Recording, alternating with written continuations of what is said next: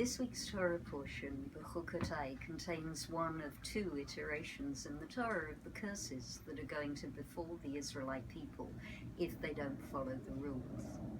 It's this week's version that has got that famous line about a driven leaf. It says, and the sound of a driven leaf will put them to flight. And many of us know that that's given a title to an important book about the rabbinic era. But it's a compelling image in itself, and I read a different commentary on this idea of the driven leaf every year. This year it's the turn of the Kli Yakar, Rabbi Shlomo Ephraim Luntschitz, who was Rabbi of Prague in the 1550s and 1600s. And he notices that the verse about the driven leaf is very closely followed by another verse that talks about people stumbling over each other. And out of this he draws a profound teaching. He says that when a leaf is driven by the wind, two things happen to it. One is that the leaf itself begins to move around, but also even though a leaf is very light, it bumps into other leaves and is capable of damaging them. And he says that this is the condition of the Jewish people in exile.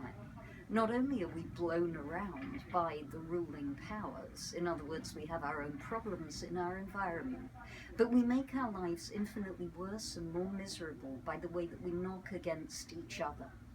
The language that he uses is powerful. I'm going to quote him. He says, "A leaf is a weak thing that is driven around by the wind, but even so it pushes against its neighbors and hits them. In the same way, each Jewish person in exile is like that leaf driven by the wind, and yet even so pursues his neighbor to beat him with the rod of his tongue. Either in the public square," he says, "or worse, in the Jewish main street."